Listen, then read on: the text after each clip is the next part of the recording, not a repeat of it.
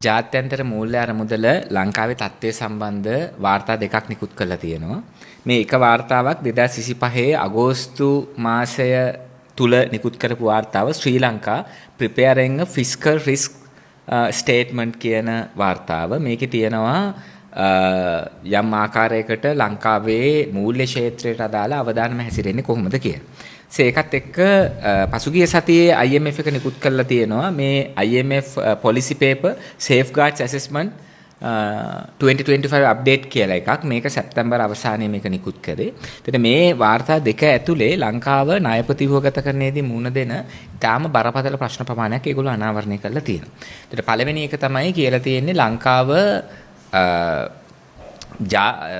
ලංකාවේ මහේක්ෂ ආර්ථිකයත් එක්ක ලංකාවේ මැක්‍රෝ ඉකොනොමි එකත් එක්ක දළද ආර්ථික නිෂ්පාදිතයත් එක්ක ණය කප්පාදුව සහ ණයවල පොලිය ගැට ගහපු එක ඊටාම භයානක ප්‍රතිඵල අත්පත් කරලා දෙනවා කියලා. නිදසුනක් විදිහට අපිට 127ක ණය කප්පාදුවක් ලැබෙන්න නියමිතව තිබුණේ 2025 2026 2027 කියන අවුරුදු තුනේ දළදේශ නිෂ්පාදිතයේ සාමාන්‍යයේ ඇවරේජ් එක ඩොලර් බිලියන් 86 88 මාජින් එකේ තිබ්බනම්.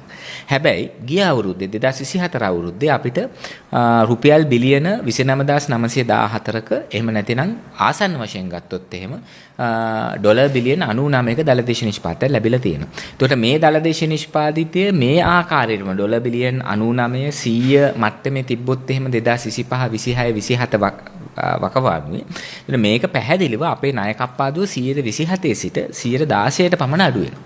දැන් එක්සත් ජාතීන්ගේ මානව හිමිකම් කවුන්සිලේ නිකුත් කරපු වාර්තාවේ කියන්නේ මේ ණය කප්පාදුව 10% දක්වා අඩු වෙන්න පුළුවන් කියලා.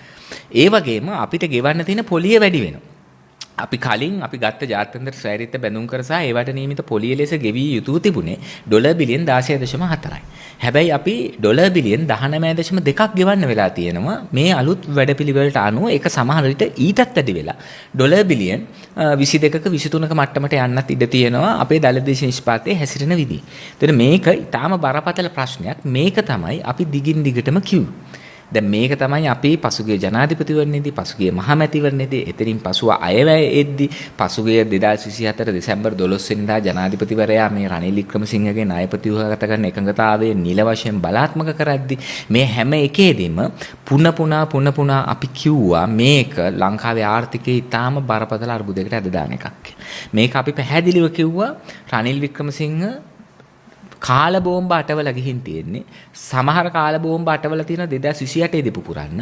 සමහර කාල බෝම්බ අටවලා තියෙන 2025 අන්තිම හරිය වෙද්දී පුපුරන්න. ඒ නිසා කාල බෝම්බ ගණනාවක් අටවලා තියෙන මේ කාල බෝම්බ අරගෙන ගිලින්න එපා කියලා අපි කිව්වා මේ ජනාධිපතිවරයාට සහ ආණ්ඩුවට. විශේෂයෙන් මේ ජනාධිපතිවරයා බලයටපත් වූ ගමන්ම පිටු 17ක දීර්ඝ ලියවිල්ලක් අපේ පක්ෂයේ ලෙස ජනාධිපතිවරයාට යවුවා. පුංචි පොතක් තරම් ලොකු එකක් යවුවා A4 17ක ලියවිල්ල. ඒකේ අපි යෝජනා කරේ මේ රනිල්ගේ උගුලට අහුවෙන්න එපා, IMF මරගුලට අහුවෙන්න එපා. ඒ වෙනුවට විකල්ප ණය ප්‍රතිව්‍යුහගත කරන වැඩපිළිවෙලකට යන්න කියලා. ඒ වෙලාවේ කිව්වා මේක කියන්නේ කුහකකමට කියලා කිව්වා. මේක ඇරෙන්න වෙන කරන්න දෙයක් නැහැ කියලා කිව්වා. ආණ්ඩුවේ සමහර අය කිව්වා නෑ මේක තමයි මේ වෙලාවේ ණය ප්‍රතිව්‍යුහගත කරන්න තියෙන හොඳ මේක කියලා කිව්වා. සමහර අය කිව්වා IMF එක කියන එක කරන්නේ නැතුව දැන් මොකද්ද අපි කොහොමද ගොඩ එන්නේ කියලා ඇහුවා. දැන් අන්තිමට මොකද්ද උනේ? එක්සත් ජාතීන්ගේ මානව හිමිකම් කවුන්සිලේ කියනවා ණය යුක්තිය අවම වශයෙන් ලැබුණු විශාල වශයෙන් අසාධාරණයට ලක් වූ සහ ලෝකයේ අඩුම ණය කප්පාදුව ලැබුණු රට ලෙස ඉතිහාසගත වෙනවා ලංකාව කියලා. ඒ අතර දැන් මේකට අපිට උපදෙස් දුන්නා. ලංකාවට මේකට උපදෙස් දුන්න ආණ්ඩුව පවා IMF එක කියන නිසා කරන්න දෙයක් නැහැ කරන්න වෙනවා කියලා කිව්ව ණය ප්‍රතිව්‍යුහගත කරන ගැන ඊටාම තියුණු විවේචනයක් දැන් එල්ල කරලා තියෙනවා. කවුද අර ණය ප්‍රතිව්‍යුහගත කරන වැඩපිළිවෙල මැදිහත් වෙච්ච IMF එක. ඒගොල්ලෝ කියනවා 2028 වෙද්දී අපි ඊටාම් බරපතල අර්බුදයකට මුහුණ දෙනවා. අපිට විශාල ණය වාරික ගෙවන්න වෙනවා. අපේ ණය කප්පාදු අඩු වෙනවා. ඒ විතරක් නෙවෙයි අපිට ණය ගෙවා ගන්න බැරි වුණොත් එහෙම 2028 වෙද්දී එතනින් පසුවත් අපිට කිසිදු සහනයක් ලැබෙන්නේ නැහැ. ණය කප්පාදු සහ පොලිය ගණනය කරන්නේ 2025 2026 2027 අවුරුදු 3 ඇවරේජ් එකට අදාළව විතරයි කියලා කියනවා. ඒතකොට මේක විසින් ලංකාවේ ආර්ථිකය ඊටාම බරපතල අවදානමකට ලක් වෙලා තියෙනවා. දැන් මේක අපි කියද්දි පිළිගත්තේ නැති අය අඩුම ගානේ එක්සත් ජාතීන්ගේ සංවිධානයේ මානව හිමිකම් කවුන්සිලය කියද්දි මේක පිළිගන්නවා. එහෙම නැත්නම් ජාත්‍යන්තර මූල්‍ය අරමුදල කියද්දි පිළිගන්නවා. දැන් අපි අහනවා මේක අපි කියද්දී මේවා කියන්නේ කුහකකමට මේවා කියන්නේ 76 වසරක දක්ෂිණාංශික පාලනේ බිඳ වැටෙන එක නවත්තන්න මේවා කියන්නේ ආණ්ඩුවත් එක්ක තරහට මේවා මනෝරාජිකයි මේවා කරන්න බෑ මේ හීන ලෝකවල මේ ප්‍රැක්ටිකල් නෑ ප්‍රැක්ටිකල් දේ තමයි මේ වැඩපිළිවෙල ඉස්සරහට යන එක කියලා කියපු අයගෙන් අපි ඉල්ලනවා දැන්වත් ඉස්සරහට ඇවිල්ලා රටේ ජනතාවට කියන්න කවුද කුහක විදියට වැඩ කරලා තියෙන්නේ කවුද මෝඩ තකතිරු විදියට වැඩ කරලා රනිල් අටෝපු උගුලේ වැටුනේ කවුද ඊටාම ප්‍රතිගාමී ලෙස ජාත්‍යන්තර මූල්‍ය අරමුදල වැනි අධිරාජ්‍යවාදී මූල්‍ය සංවිධානවල පදයට නටලා ලංකාවේ ආර්ථිකයේ විනාශ මුඛයට ඇද දැම්මේ කියලා දැන් ඉස්සරහට ඇවිල්ලා කියන්නේ. මොකද දැන් ජාත්‍යන්තර මූල්‍ය අරමුදලම කියන මෙතන ප්‍රශ්නයක් තියෙනවා කියලා. ඒ විතරක් නෙවෙයි මූල්‍ය අරමුදල මේකේ ඊටාම පැහැදිලිව සඳහන් කරන එක තමයි මේ වාර්තාවල. ඕන් සඳහන් කරනවා අපිට හදිස්සියේ ණය ගෙවා ගන්න බැරි වුණත් අපි බිඳවැටීමක් වුණත් අනිවාර්යයෙන්ම ණය හිමියන්ට පොරොන්දු වෙච්ච ණය වාරික ටික ගෙවන්න ඕන කියලා. එනේ නැවත ණය වෙලා හරි ගෙවන්න කියලා මේ වාර්තාවේ තියෙනවා. නැවත ණය වෙලා හරි ගෙවන්න. එතකොට අපිට ණය ගෙවීම සඳහා නැවත ණය ගන්න වෙනවා. පොලී ගෙවීම සඳහා නැවත ණය ගන්න වෙනවා. ඒ විතරක් නෙවෙයි අපේ මහජන දේපල ජනතාව සතු සම්පත් මේවා විකුණලා දාලා සල්ලි හොයන්න වෙනවා. ඒක නිසා හරි පැහැදිලි ජාත්‍යන්තර මූල්‍ය අරමුදලයි රනිල් වික්‍රමසිංහලයි රාජපක්ෂලයි එකතු වෙලා ඇටෙව්වා උගුලක් බලයට එන ඕන ආණ්ඩුවක් අවුරුදු කිහිපකින් වැටේ.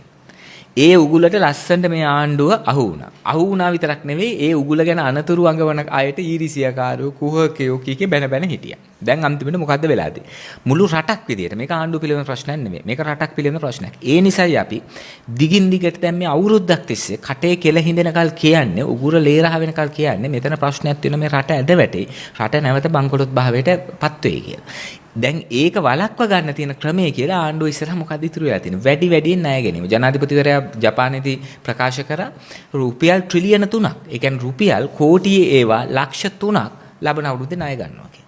දැන් මෙච්චර කල් බැන හිටි ඉතුරු අය රට ණය උගුලක හිර කරා කියලා. මෙයාට තියෙන වැඩ පිළිල මොකක්ද? එයා කියන්නේ මම තව ණය ගන්නවා.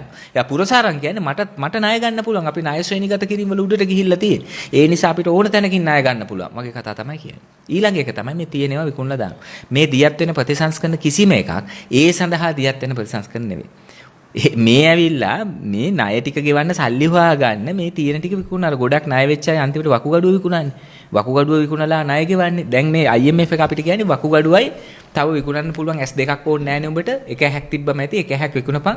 එක වකුගඩුවක් විකුණපන්. දෙක තියෙන ඔක්කොම විකුණලා කොහොම හරි ණය බේරපන් කියලා තමයි මේ වාර්තාවේ කියන්නේ. දැන් ඒක තමයි ආණ්ඩුව කරමින් ඉන්නේ. නිසා මේ විදුලි බල මණ්ඩලයේ සඳහා අලුතෙන් ඇවිල්ලා තියෙන පනත 2025 අංක 14 පනත කියන්නේ මේ විදුලි බල ක්ෂේත්‍රය ප්‍රවර්ධනය කරන්න, ජෙනරේෂන් වැඩි කරන්න, ඒක ස්මාර්ට් කරන්න, ඒක හෙල්මලක් නෙමෙයි. මේ ඇවිල්ලා විදුලි බල මණ්ඩලයේ මස් කරලා කෑලි ටික කාට හරි විකුණලා දාලා ණය ගෙවන්න සල්ලි හොයාගන්න. අධ්‍යාපන ප්‍රතිසංස්කරණ කියන්නේ මේ අධ්‍යාපනය ගැන ලොකු දැක්මක් ඇතුවා හරිනිලා මේ එහෙම හදපු එකක් නෙවෙයි. මේ ඇවිල්ලා මේ ආසියානු සංවර්ධන බැංකුව ඩොලර් මිලියන් 400ක් දෙන්න හිටියා අධ්‍යාපන ඒගොල්ලන්ට ඕන විදිහට ප්‍රතිසංස්කරණය කරනවා නම් ඒකෙන් ඩොලර් මිලියන් 200ක් 2019-20 ඉඳලා වියදම් කරලා ඉවර කරලා තියෙනවා. තව ඩොලර් මිලියන් 200ක් ඉතුරුයි. දෙසැම්බර් වෙද්දි මේක නොකළොත් එහෙම ඉතුරු ඩොලර් මිලියන් 200 හම්බෙන්නේ නැහැ. මෙතන තියෙන්නේ අනාගත පරම්පරාව අධ්‍යාපනයේ ශ්‍රම බලපකායේ ගුණය පිළිබඳ ප්‍රශ්නයක් නෙමෙයි. ඩොලර් මිලියන් 200 අරගෙන ණය ගෙවන්න සල්ලි හොයාගන්න එක. ඉතුරු හැම එකකමත් එහෙම. ඉතුරු හැම එකකම ඒක යන්නේ. ඉතින් ඒ නිසා මේක තාම බරපතල තත්ත්වයක්. එක්සත් ජාතීන්ගේ මානව හිමිකම් කවුන්සිලේ වාර්තාව කියනවා ලංකාවේ සමස්ත රාජ්‍ය අයවැයෙන් 60%ක්ම ණය පොලී ගෙවන්න වෙන් කරන්න සිදුවීම නිසා පොලී ගෙවන්න. පොලිය විතරක් ගෙවද්දී සමස්ත රාජ්‍ය අයවැයෙන් 60%ක් පොලී ගෙවන්න වෙන් කරපු නිසා ජනතාවගේ අධ්‍යාපනය, සෞඛ්‍ය සේවය, පොදු ප්‍රවාහනය, දිලිඳු සහන, කර්මාන්ත මේ සියල්ල බිඳ වැටලා කියලා. ඒ නිසා දැන් ඉදිරියේ 2028 ඉඳලා ණය ගෙවන්න වෙද්දී අයවැය 100% මොකට තමයි වෙන් කරන්න වෙන්නේ. ඒකට තමයි අර පුංචි ඉස්කෝල 3000ක් වහන්නම් කියන්නේ.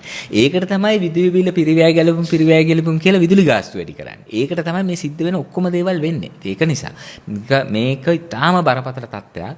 අපි ජනතාවගෙන් ඉල්ලනවා දැන්වත් මේ ඇවිල්ලා තියෙන අනතුරු තේරුම් අරගෙන දැන් හෝ මේ IMF මරවුගලෙන් සහ මේ විනාශකාරී ණයපතිවගත කරන වැඩපිළිවෙලෙන් එළියට ගිහිල්ලා අඩුම ගන්න IMF එක කිව්වට පස්සේ මේක වැරදි දෙයක් කිය.